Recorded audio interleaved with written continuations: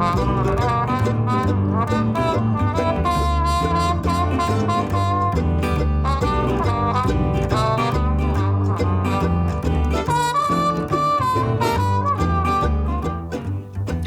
your headphones or your earbuds on, get the kettle on to boil, and relax with another episode of On the Ledge.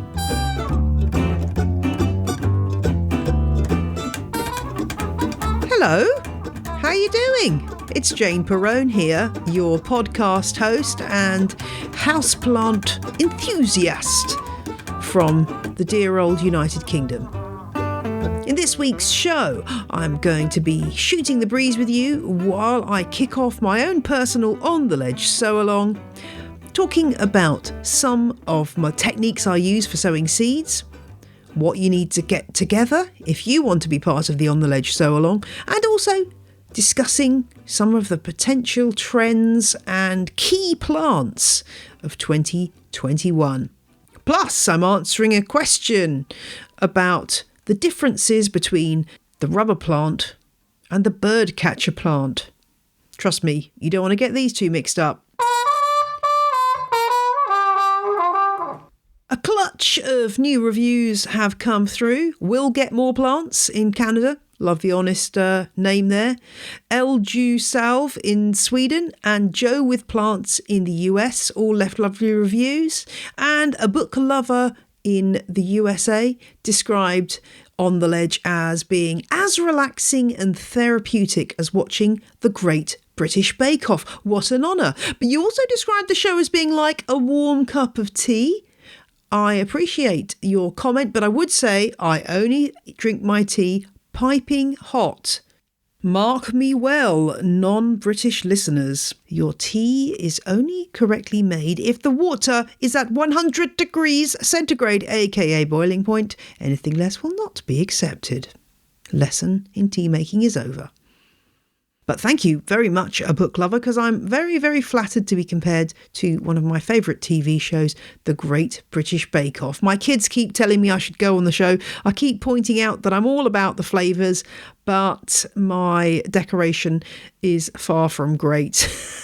I'll have to post a picture one day of the strawberry spider cake I made my daughter for her birthday when she was about 6. It looks like it was made by a 6-year-old, quite frankly.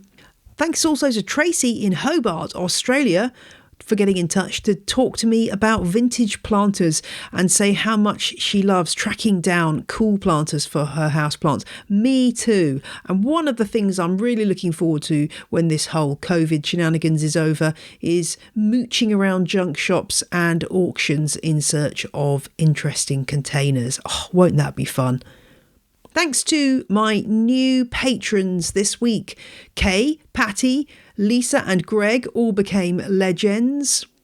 Jen made a donation on co-fi.com and Erica upgraded from crazy plant person to legend, while Anna and Crawford both became crazy plant people. My daughter pointed out to me the other day that I should have called my Patreon site On the Pledge. I never thought of that. On the Ledge has been sowing along since 2018. So this is the 2018, 2019, 2020, 21. Is that right? So I think this is going to be the 4th sow-along. Can that possibly be true? I will link to all the previous sow-along episodes in the show notes to this episode. I've covered a lot of different ground about the sow-along, but if you've not come across it before, perhaps this is your first time listening, let me explain. There's very little in the way of rules to the sow-along. I like to keep things nice and easy. It's just my way of inspiring all of you to try growing some houseplants from seed. So in the sow-along episodes, I offer up some techniques for growing seeds, advice on what equipment you might need and where you might get your seeds from. And then you can go away and give it a try and report back via the medium of Facebook or Twitter or Instagram or sending me an email. I love to hear what listeners are sowing and how they're doing. One of the great ways you can take part is by joining the Facebook group Houseplant Fans of On the Ledge and posting pictures of your seedlings there. Also a great place to ask for advice. What can you grow? Well, the world really is your oyster. Think about the kind of house plants that you love, and most likely you'll find some seeds that you can grow that will allow you to expand your collection at a low cost and have a few extra plants to pass on to your friends and family. Don't worry if you haven't bought any seeds yet. There is plenty of time to get cracking. Do not concern yourself, because the growing season is only just getting underway for the Northern Hemisphere, and many houseplants you can start at any time of year if you can provide them with enough heat and light. So let's get started. You join me here in the office. I've just moved literally about 1 foot from the place where I normally record the show to do this, and I'm down on the floor ready to talk about seed sowing. And I just wanted to say something before we get started here, which may resonate with some of you who are feeling a bit overwhelmed at the minute. There may be some of you for whom sowing seeds right now is the last of your worries. You're trying to keep the plants you've got alive, you're struggling. It's a difficult time of year for all kinds of reasons. And I just wanted to take the pressure off you if you are that person. So if you're the person who just can't even think about seed sowing right now, just hanging on by a thread and keeping your plants alive, then I totally understand. And what I would say to you is, don't worry. There will be other seed sowing years. Indeed, later this year, you may be able to sow some seeds. You may be in a position to sow some seeds, and it's never too late. So if you're that person, just listen along, absorb some info as you listen, but don't feel any pressure to do anything, because we've all got to-do lists as long as our arms right now. So don't add any extra pressure onto yourself. If, however, you want to get cracking with your seed sowing and sow along with me, then off we go. Let's find out what things I'm going to be sowing. Now, as ever, I always have eyes bigger than my seed capacity, if you know what I mean. So I have got some seeds here that I ordered from the British Cactus and Succulent Society. I've got some Hoya serpane seed, which were kindly given to me by a listener, Lauren. I've been a bit lax. I haven't managed to get these sown yet, so I hope they are still viable, because Hoya seeds need to be sown fresh. So we'll see how we go with that. The seeds I've got from the BCSS include an astrophytum. So those are those beautiful succulents that look a bit like Brighton Pavilion or the Kremlin. Those amazing sort of shaped succulents. I've got a cotyledon undulata, which is a lovely frilly-edged silvery succulent. I've got agave, you know I can't resist an agave, pedunculifera, no idea what that's like, I just wanted to grow another agave. I've got quite a few seeds there of that one, so that'll be interesting. And then the lovely Alopolyphilla, which I know people have sown, and I think I need some specialist techniques to sow that one, so I need to check up on the details for that one. But those are my BCSS seeds, and then I've got some more from Unusual Seeds on Etsy. If you're looking for places to buy seeds, do go and check out the show notes, because I'll link to various sources of information about seed suppliers who I've either tried or I've heard good things about from other listeners. So from Unusual Seeds, I've got a Ripsalis mix, a Solenocerius mix, Euphorbia obesa, and Parodia atonis, which is a gift. So thank you, Unusual Seeds, for that. That's really kind. I haven't grown Parodias since I was a kid, so that's really nice. And then I've got my dwarf cherry tomato, the house tomato from Rare Seeds. If you remember, I talked about this in the episode with Claire Rattenon, and my lovely assistant Kelly bought me a packet of these as a little present. I'm not going to sow these yet. Lots of people want to sow tomato seeds and chili seeds really early in the year. There is a reason to do that, because they need a long growing season, and here in the UK it's not that easy to give them such a long growing season. However, if I sow these now, I'm going to end up with a lot of seedlings that I can't put outside for quite a long time, and I've got to find space for them somewhere warm and light, and that is always a challenge. So I'm going to leave these tomatoes for a bit longer, probably till March, and sow them then. Okay, I've got another tomato variety. Again, I'm going to put those to one side. These come from Chiltern Seeds, a plum tomato called Tiger Rides. but they're going to have to wait. What else have we got here? Yes, I have got my... you know me, I like something a bit different. So I ordered some Clivia seeds, but I didn't order Clivia miniata. I ordered Clivia gardenii, the forest lily. So I'm going to be trying those. The seeds, I can tell, are huge. I'm going to open up the packet here and see what these... It says sprouting seeds, please open with care. Does this mean they're already sprouted? Heck, this is exciting. Okay, they're in another bag. I've opened the paper envelope. These are like... Okay, this is interesting. I think they're already sprouting. Ooh, okay. Ooh, yeah. They look damp, that's for sure. So these need to go into the compost straight away. So I'm going to plant those shortly. They're about the size of a pea. And I've also got Calendula officinalis Cabluna Intense Yellow, which is an outside plant, a pot marigold. So that's not going to be sown yet. That's going to wait a bit because that's a hardy annual. So I can sow those either outside in April and May or under glass inside March to April. So that's nothing's happening with that yet. It's quite a nice sound. I should add a sound effect too on the ledge. My extensive selection of sound effects, my sound effect library, which consists of the water one. Maybe I should add some seed noises.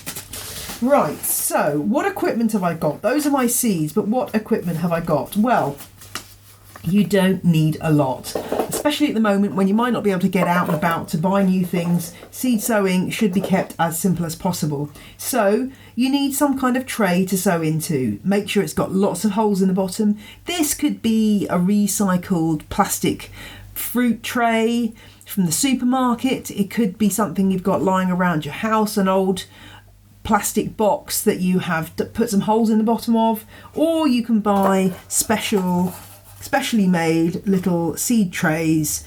These ones I've got come actually from my electric propagator, and they come with a little clear plastic lid. Whatever you use, one of the key things with seed sowing is that you make sure that they are freshly washed. Now, I don't bother generally, unless there's a pest situation that I'm aware of, I don't generally bother washing pots, but I will wash these because seeds are very susceptible to issues with diseases, fungus that can come off the containers they're planted into. So these need to be scrupulously clean before I begin. So I'll go and do that in a minute. What else do I need? Well, I need some kind of medium or substrate, as we call it, to sow into. And this being lockdown and all, I haven't got exactly what I'd normally have. So I've got some compost. Usually I would be using seed compost. How does seed compost or seed potting mix vary from what you might use on your houseplants? Well, two things. One, it's usually a very fine grain, so it doesn't have big lumps in it. That's all that means. That is just so that small seeds, when they're germinating, don't end up being held down under a big clump of something and unable to germinate. Now, I don't have any seed compost because I haven't bought any, and I have no intention of going out to the garden centre and buying some. So I'm going to make do and mend, and I've got some regular houseplant compost that I use here, and I'm just going to give this a sieve and a go through to make sure there's no big particles in here, and I'm going to mix it with quite a lot of perlite or rice husks in order to make a nice airy light mix. The other thing that's different about seed compost or seed potting mix is that it's often low in nutrients, because seeds, when they germinate, don't need a lot in the way of nutrients because they're using what's in themselves. They've got their own nutrient supplies which they will be employing when they first germinate. In this case, because I'm going to be mixing in quite a lot of perlite, it'll be fine. There won't be too many nutrients in the soil anyway. Top tip: when you're using your potting mix, make sure it hasn't been stood outside or in a freezing place before you start using it. The reason for that is that then you're sowing seed into a freezing cold medium, and if it's sensitive seed, it could very easily give it a really poor start and mean that your seeds won't germinate. So some nice room temperature potting mix is ideal for your seeds. What else do you need? Water. Well, it's very advisable to make sure that your potting mix, your seed substrate, is pre-moistened. Now, I don't know if this has ever happened to you, but what I find is that you get your seeds all nicely sown and then you water them and, oh my gosh, there's a flood! And the seeds all get dislodged and go all over the place, and your beautifully spaced seeds end up in the wrong places, perhaps too low or too high in the container. If you pre-moisten, you won't have this issue. So that's a tip. When you're using water for seeds, normally everything I grow is watered with rainwater, but in the case of seeds I use tap water, and the reason for that is that rainwater isn't as pure as tap water, and you could be bringing in some problems with that water, things like damping off. That's where a fungal condition where the seedling just goes ooh, and fungus attacks the stem and it just falls over and dies. So you want to avoid those kind of problems, so use nice clean pots and make sure you use tap water. I mean, you might find that you use rainwater. I've used rainwater for the past 25 years and it works absolutely fine. But you want to try to cut down the potential problems that you're landing yourself with. So that is worth bearing in mind. And that really is all you need. And then you do need to do a bit of research about your seeds. How do they want to germinate? Look at the packet. If you don't have any instructions on the packet, then do look up specifics on your seeds, but there are general rules that we can use. Do have a listen back to some of the other episodes because there's loads of advice on seed sowing in there, and I'm not going to go over all of that today because I want to get on to talking about some of the plants and things that are trending. I hate that word, but things that we're going to be thinking about in 2021 as I'm working. So I'm just going to pause this while I go and wash these pots. I will be back and we'll talk trends. Let's break away from the seed sowing to answer a listener question.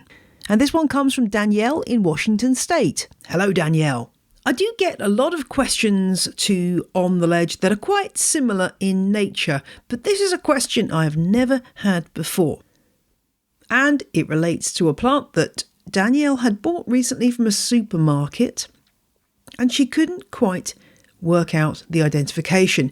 She thought it might be a Ficus elastica, specifically the cultivar Tinnica, that popular variegated plant. But then the helpful florist, now I'm not sure if Danielle means a florist in the supermarket or somebody she knows, but anyway, this helpful person decided to try to pin down an identification for Danielle and finally settled on Pisonia umbellifera variegata. And Danielle writes, "For the life of me, I cannot tell the difference between the two based on photos, and I want to be sure to care for it correctly. The leaves are white, some with a pink hue, and variegation is grey-green to darker green in brushstrokes. There isn't much information about the Pisonia, called a bird catcher or bird lime tree, except some horrifying photos of the tree doing its eponymous thing. Can you help me distinguish between the two at all? I know it puts out a great deal of white sap when, say, accidentally crushed briefly by a bag of groceries sliding onto it." You're very specific about that particular example, Danielle. I think that means that your plant may have suffered a small injury on the way home from the supermarket in the back of the car. I'm laughing because I've been there. Securing plants in the car is not all that easy. But Danielle goes on, "It seems to have recovered well, so I'm hoping it is a hardy plant because the variegation is so beautiful." So what do we have here, listener? Is it a Ficus tinnica or is it a birdcatcher plant or birdcatcher tree, Pisonia? Well, if you look at pictures of these two plants and put them side by side, they do look very alike. You're probably much more familiar with Ficus elastica than you are with the Pisonia, and for good reason, because the former, the variegated form of the rubber plant, is an enormously popular houseplant, and that's what makes me think, without any further digging, that this is the plant that Danielle has, the much more common and indeed ubiquitous Ficus tinnica. But let's have a think about this birdcatcher plant too, because it is an interesting one. As I say, the variegation on that plant is very similar to that of the Tunica. You've got these white leaves with green areas and paler green areas around the midrib.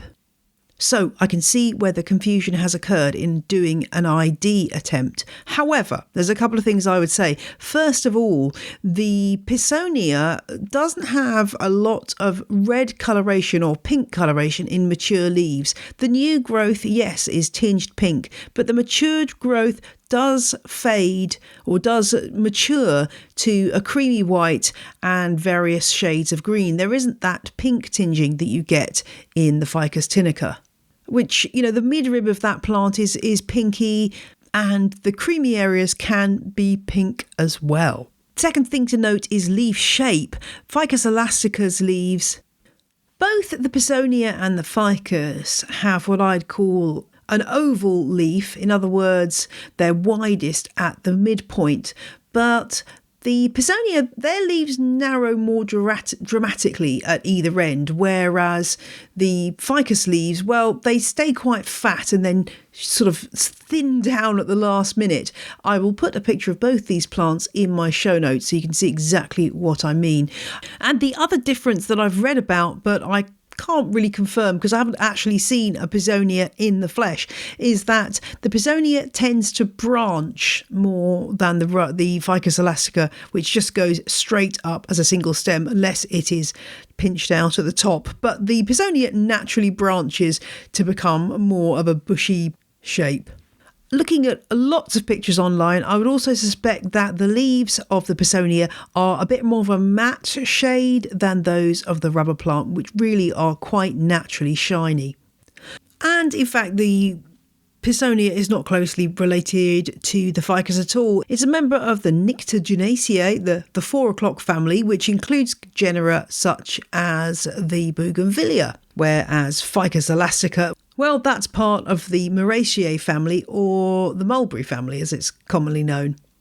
The Pisonia comes from Australia and really is quite a curious plant that does live up to its common name because it produces flowers in summertime that then become seeds. And this is where the birdcatcher bit comes in, because these seed pods are incredibly sticky and come in great abundance on this tree when it's mature, which can get to about 15 feet tall. Now, it's important to say that the tree has evolved this technique as a way of spreading its seeds, so things get stuck to the seeds and carry those seeds away to another area to propagate.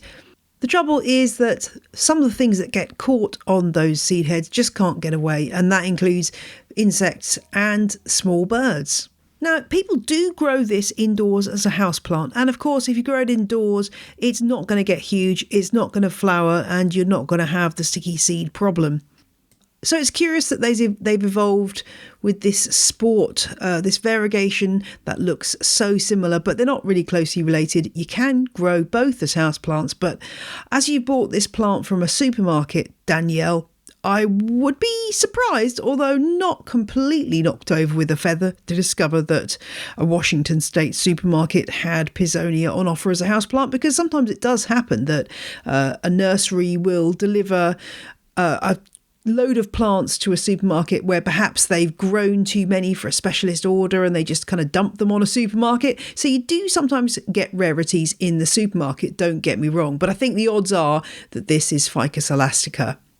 You mentioned the milky sap that your plant is producing. Well, that's absolutely right for Ficus elastica as well.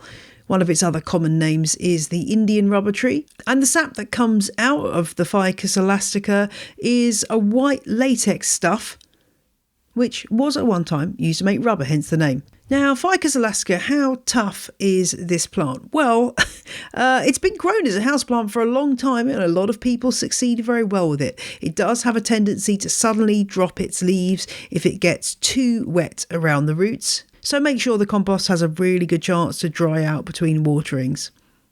If you had a Pisonia in your house, it would probably need a bit more sunlight than your Tunica Ficus elastica, which really needs to be kept away from direct sun. But don't put it in a dark corner either, otherwise you'll lose all that lovely variegation. And indeed, dropping leaves can be a sign that the plant is somewhere way too dark.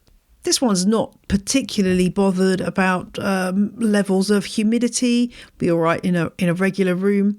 But in the wintertime, don't put it in a freezing cold room. It won't really like anything below about sort of 16, 15 degrees centigrade, which is about 59, 60 degrees Fahrenheit. If you find yours is going up and up and up and about to hit the ceiling, then you can pinch out the top, as I've already said, and it will cause the plant to branch out and you'll end up with a much bushier plant rather than just one long stem going up. Thanks for your question, Danielle, and I hope your ficus, or maybe, just maybe, a Pisonia thrives. Actually, I really do think it is a ficus, but yeah, you can go look at the picture on my show notes and decide for yourselves. But I hope the plant thrives, Danielle, and if anyone else has a question for On The Ledge, drop a line to ontheledgepodcast@gmail.com. And now, back to some seed sowing and chat. Hurrah, I have clean containers. So I've washed the trays and I've washed the lids. The lids, it's super important to make sure they're clean because that way you're letting in maximum light, because seedlings do need lots of light to grow. So I'm making sure these are nice and clean. They've been sat in the potting shed. Potting shed news, my potting shed roof is leaking. I can't remember if I mentioned this, which is a bit of a disaster because all my agaves are out there. I've moved them out of the way of the leak.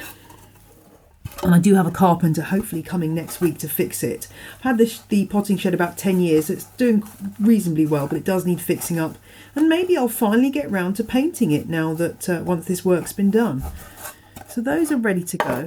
And I wanted to talk to you a bit about trends. I'm going to start with Hoyas because you know I love Hoyas, and I know many of you are so into Hoyas.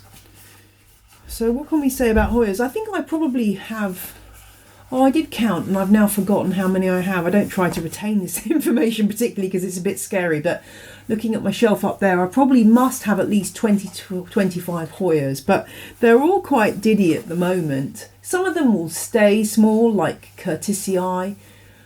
Some of them are going to get big though, like Macrophylla albomarginata, which is a lovely Hoya with pronounced veins and oval leaves, and that's going to get big. So yeah, there's this whole Hoya acquisition trend going on, which I'm fully on board with, but it is worth thinking about what is my collection of little diddy Hoya cuttings going to look like when it matures.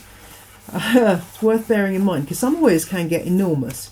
So think about that when you're planning your Hoyas. The other thing to say about Hoyas this year is that they're getting really, really expensive. So I saw a grey ghost, a Hoya carnosa grey ghost, selling for £100. I think it was £100 on Etsy. I don't think I would ever spend three figures on a plant. I'm not saying never say never, but I don't think I would. It seems that anything that's got splashy variegation is just, it just puts the price right up. And in fact, you just seem to add the word splash to the end of any cultivar name and the price immediately doubles. So that's what's going on with Hoyas. I would say that I am going to buy more Hoyas, but I'm going to acquire more Hoyas. I'd much rather acquire them by swapping than by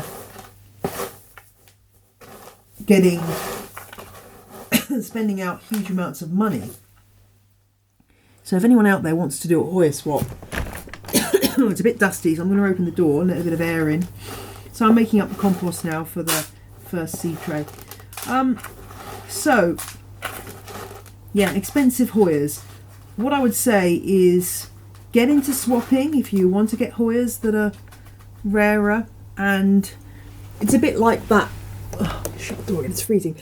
It's a bit like that viral video of the woman who started out with a, well, we call it hair grip, I think you call it a bobby pin in America, and she ended up with a car or something, or a house. You know, yes, you might have start off with a fairly basic Hoya, but you know, you'll always be able to swap that with somebody and get a cutting of something slightly more interesting. And then from there onwards, you can try to add to your collection in a sort of a sustainable way without adding to the fever that comes with spending a lot of money on these plants. Yeah, and sometimes people do seem to be buying plants, Hoyas, like any of the other plants, without actually knowing what their care requirements are before they start. I mean, and this is stressing me out as if I'm a sun-stressed Hoya. I just think that's a really short term, and this is the wrong way around, right? We should be thinking about what our care possibilities are before we buy things. And that way, we're more assured of success, but also we can make sure we're not wasting plants by killing them. That's the main thing, is if you buy a plant and you're unprepared for its needs, you're less likely to have it survive its first year. So I'm probably preaching to the converted here because you're listening to this show, but yeah, please do your research. Yeah, I was talking about sun-stressed Hoyas. I'm not sure I get sun-stressed Hoyas. Am I missing out on something here? This idea that, you know, it's something extra desirable about having a Hoya that has red anthocyanins showing up because it's been put in more light than it would like to be in. I don't quite understand why that's a good thing. I would love for somebody to explain that to me. So if you know, can you explain to me why sun-stressed Hoyas are good? I guess they look pretty, but I just feel stressed for the plant, that the plant is being stressed. There's a few out there that are really popular right now. There's one called Soya Hun. I was going to say Soya Hunrise. I'm doing a spoonerism there. Hoya Sunrise. This is a plant that's a cross between a lacunosa subspecies Pallidiflora and Hoya obscura. And it was a hybrid that was done in the 90s by a chap called Michael Mirashiro. And I've seen this seems to be getting very popular now. Again, I'm not sure. I mean, you know, like if somebody wanted to do me a swap for one, I'd be quite happy to have one, but I'd want to see what it looked like unstressed. Right, that is my Clivia seedlings potted up. Now, I'm terrible at writing labels. This is where I fall down, people. I am terrible on labels, but I'm going to try to be better this year. So I'm now going to stumble around the office looking for a label. So bear with. I know you always do. I do have a label. In fact, I've got a label here. Here we go. It's all working out. Now I just need to find... My office, by the way, is a wreck and a tip. This is what comes of trying to homeschool and do a pretty much full-time job and retain one's sanity. The office has suffered, and this weekend I need to try to tidy it up. But anyway, just crossing out what's written on here, which is actually a wrong name anyway, that somebody put on a plant. So now I'm going to write this label, and it's going to be Clivia gardenii. So this looks a bit like the regular Clivia, but it has more, well, I want to say slightly more refined flowers, which are more, how would I describe it? Well, I'll try and link to a picture in the show notes, but I think they're rather nice, the flowers. So I'm going to have a go at that and see whether any of those 3 seedlings germinate. Sticking in the label. So anyway, back to Hoya Sunrise. Yeah, all of these sun-stressed Hoyas with that blush of red or pink. I suppose it's all the craze for sun-stressed things. That said, I mean, I've been talking here and I'm literally right in front of my Crassulus Hummel sunset, which has been outside all summer and is still bright yellow and red because it had so much sun. So maybe I should shut up and stop moaning about sun-stressed Hoyas. Anyway, right, I'm going to do the Hoya serpanes next because it's an urgent need. So yeah, silver splashy variegation, still massive on Hoyas and other plants. And people go nuts for it, and I'm not exactly sure whether it's worth the effort. I have a feeling that we're going to see, as we did every year for the last few years, lots of single heart-shaped leaves of Hoya kerrii on display in our local florists and things, and probably at IKEA as well this Valentine's. And you know, over the years I've kind of always said, oh, it's not going to grow into a full plant, but I have heard quite a few anecdotal stories of people saying that their single leaf has turned into a full plant. And what's that all about? Well, I suspect that what's happening is that the leaves, which are mass produced, a few of them do have a little bit of stem attached. And the stem contains that meristematic material that will end up producing roots and growing a new plant.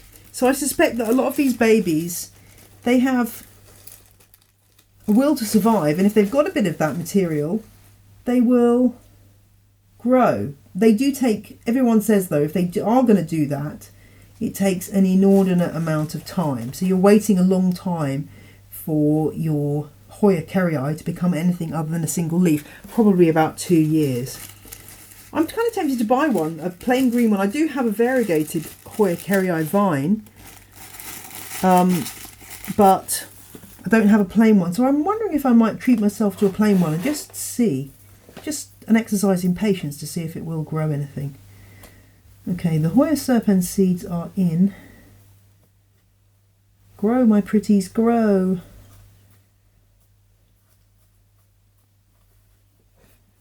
And yeah, it'll be interesting to see whether I get anywhere with that. I have some cuttings of the very fine Hoya polyneura, the fishtail Hoya, which I got from a couple of different people actually, and they're doing really well. I did an Instagram post the other day about them and how well they're rooted, and I've now put them all in together. That's a really interesting Hoya, the fishtail Hoya polyneura.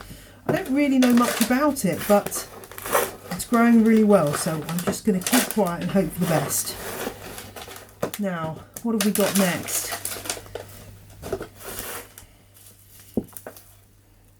I'm making a right mess in here. The one Hoya that I'm really struggling to grow is Hoya australis lisa. Man, that Hoya is just, I don't know what to do with it. It just sits there. It doesn't grow. It just sits there looking at me grumpily. No one's got any Hoya australis lisa tips. It's a beautiful variegated Hoya, different shades of green and cream, but it doesn't seem to like me, so I don't know what to do about that one. I'm just going to go and get some perlite and run it under the tap. Very important with perlite to try to make sure that you don't use it when it's dry, because it's very dusty. So I'm going to add a little bit of water to that. My phone's going, so I'm just going to ignore that call because I'm podcasting. So sorry if you're phoning me right now. So I'm going to just go and put some water on this perlite and be right back.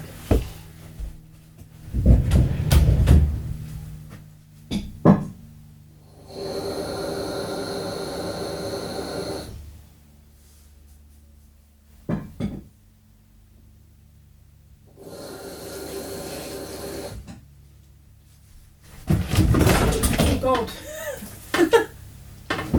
Oh God, I nearly fell over then. I just tripped over something in my mess of an office.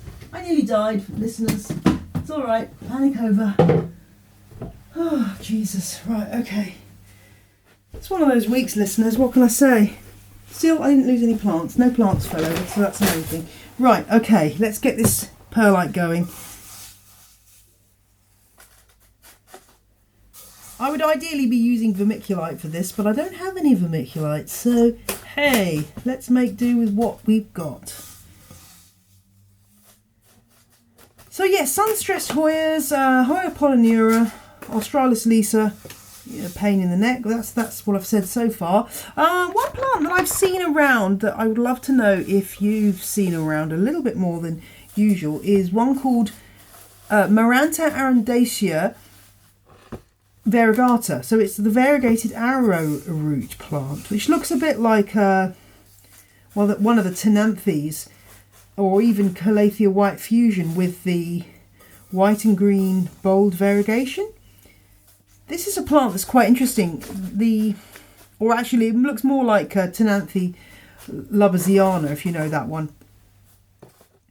But it is a different species, and it's pretty popular in Southeast Asia, but I'm increasingly seeing reference to it in my part of the world and in the US. So the rhizomes of the arrowroot plant, they're used to make arrowroot. Pretty obvious. Arrowroot is a sort of a white starchy powder that's used to sort of thicken sauces and things, and you can make arrowroot biscuits, and I think in Jamaica they make an arrowroot porridge.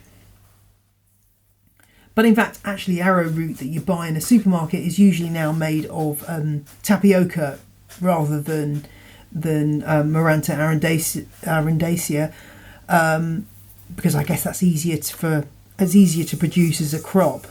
Latin name for that, Manihot esculenta, also known as cassava. So yeah, I'm wondering if we might be seeing the rise of the Maranta arundacea variegata. You tell me if you've seen that plant around. Right, perlite's looking a bit lumpy, but hey, we'll just roll with it. I need to label up my Hoya serpanes as well. Right, just going to rinse my hands. Making a big old mess. Going to try not to kill myself when I go to the bathroom this time, people.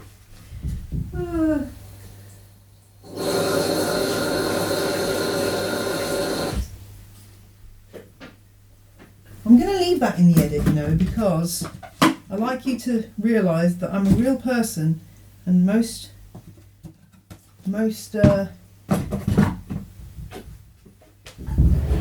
prone to having accidents like all of us. Right, let's find another label for the Hoya serpanes.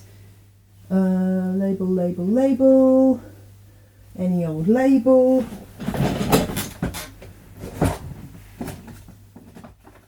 Bear with. Okay, it's going to have to be a sticky note because that's all I can find right now until I can find the proper labels. So let's do a sticky note.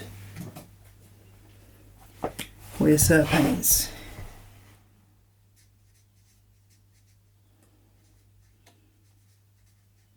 I'm wondering how all the people who bought plants over the summer and spring are getting on this winter with their plants. I think it might be quite a scary time if you've never had houseplants over winter before, because they can get quite miserable and you might lose a few even if you're good at growing plants. So if that's you, take heart, go and listen to my Arctic Gardener episode a few episodes back. I'll put a link to that in the show notes, and hang on in there because spring is on the way. And I think next week I'm going to be doing an episode about humidity, which is very relevant. So yeah, talking about what air humidity actually is and how you can increase it in your home in various different ways, including the minefield that is humidifiers. So that should be fun. Okay, so now we've kind of got our set of ropey looking seed trays set up, and I'm going to try sowing the cotyledon now.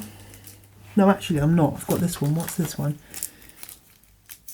So other things that I think 2021 might bring us. I suspect that the houseplant trend's just going to go on and on getting bigger. What I hope it will bring us is that people will become more aware of sustainability issues, which, as you know, is close to my heart, but we're still seeing very little about in terms of, mention by houseplant industry. So I really hope that's going to be something that's going to be focused on this year. if you want to know about growing peat-free, I'll just tell you again, somebody asked me about this recently, what my peat-free formulation is. So I use a peat-free compost called Sylvagrow, Sylvagrow, which is made by Melcourt here in the UK. And this is a composition that has added John Innes. Now you don't need to go back and listen to my potting mix ingredients A to Z to find out what John Innes is all about, but it's basically a loam based compost, and that's peat free. John Innes compost normally is not peat free, but this one is, and so that's my base. And then to that I add lots of different things, including grit and sometimes expanded clay pebbles, sometimes perlite, sometimes rice husks. So I just adjust the composition, but the base is that Melcourt Sylvagrow with added John Innes. Right, and need another label. Let's just use this as a label because that'll do. I haven't got a lid for this particular thing I'm using, so I'm going to have to, I've got a big plastic bag actually, which I think I'm going to have to stick over this to keep it nice and toasty.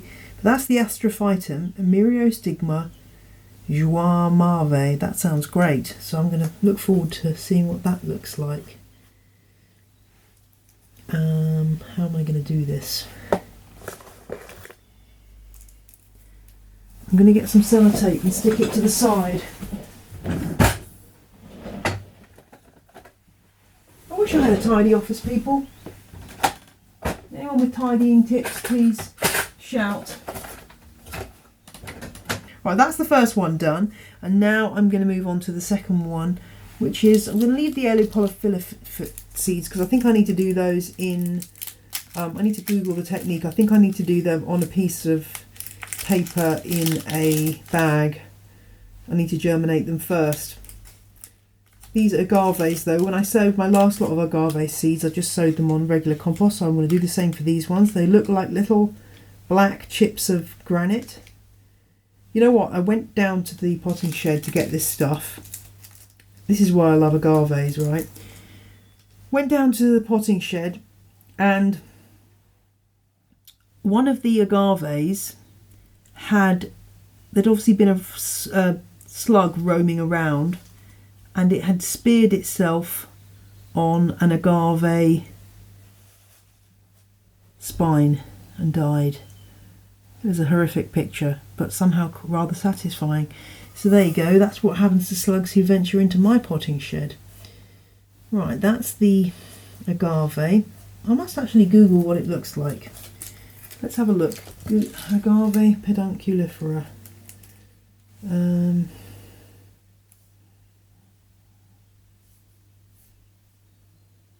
This is exciting radio, isn't it? Woman Googles, or rather Ecosia. My son's really into me using Ecosia because it helps plant trees, which is a great thing actually. Let's have a look. Okay, so yeah, this looks nice actually. Originally placed in the let's just read this through. I'm not going to read this all out to you because it might be. Well, it's nice. It's kind of a really pale silvery agave, very smooth looking. Nice. Okay. That looks beautiful. Okay, so that's nice. There weren't many agaves on the list. That was one of the few ones there was, so that will be sown. Right, what are the other ones I've got here? Are there actually any seeds in here? This is the Cotyledon undulata, and it's one of these situations where the seed is so small. I mean, I've got my glasses on, but it's actually quite hard to see. I can't see if there's anything in the packet. I think there is. Okay, what I'm going to do with these, I'm going to leave them because they're so small. I need to get a little bit of dry sand and mix it in with the seeds because they're the size of pinheads. And I'm going to, if I do that now, I'm going to mess it up. So I'm going to leave those to one side and do those later. Okay, what have we got left to sow? Oh yeah, one other thing that I was going to sow. Oh no, hang on, I've got all these. Let me do one of these then. I've got the, I was just going to talk to you about pea shoots, but I'm just going to do these Solenicerius as a final sowing. So Solenicerius, wonderful forest cacti. and beautiful plants. I'm hoping to get a nice mix out of these for keeping and swapping. And these little black seeds look a bit, well, they just look like normal seeds. They're not very exciting, but hey, if they produce something cool, then that will be jolly good. Okay. I have to say, I have no idea where I'm going to put these. They need bright light. It might be a question of clearing out the south-facing windowsill, the only one I have in the house, for the sake of these guys.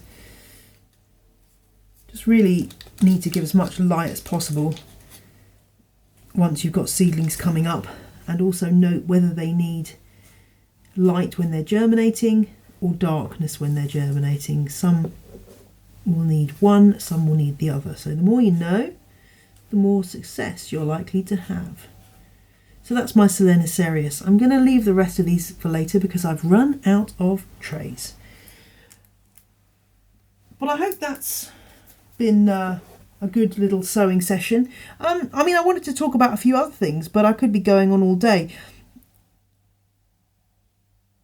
I'm hoping that the thing that really catches people's imaginations in 2021 is sustainability, and also the idea that you don't have to spend a fortune on houseplants. I appreciate that it's a lovely thing to buy a beautiful plant, but that beautiful plant does not have to cost you a fortune, and sowing seeds is a fantastic way to produce a collection that is not only sustainable but also allows other people to share your delight. So, if I germinate half a dozen of these Sowalong seedlings, I will be allowing them to other people to plant them, allowing other people to have them once they're seedlings. So yeah, it's worth doing that if you can, and sowing some seeds. Right, the battery's about to die on this thing, so I'm going to say goodbye and hand you back to myself in the studio. But thank you for joining me for this rather random seed sowing session, and I will be back with you shortly. Apologies for my little accident there. What can I say? I do really need to tidy my office. I have since discovered the instructions for aloe polyphilla. The seeds either need to be wrapped in damp paper towel and put in a clear plastic bag, and ideally put in the fridge to stratify, to get cold for a few days before they start shooting, or you can put them in a glass of water. As always, there are various different ways that people sprout these seeds. Not everyone does exactly the same technique, but that does seem to be what's needed in order to get them to germinate. And I know some of you have germinated aloe polyphilla too. So that's what I'm going to do with mine, and I'll keep you posted on how that all goes. And if you've been doing some seed sowing, please do email with your pictures so I can mention you on the show. You can also tag me on Instagram using hashtag on the ledge podcast and hashtag OTL Sowalong.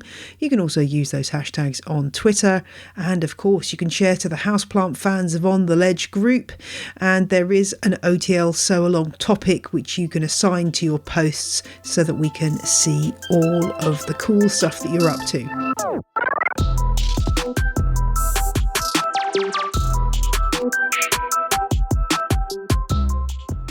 That's it for this week's show. I will be back next Friday to talk about moisture in the air. Until then, have a good week, a bearable week, have a week. How about that? And I will speak to you soon. Take care. Bye.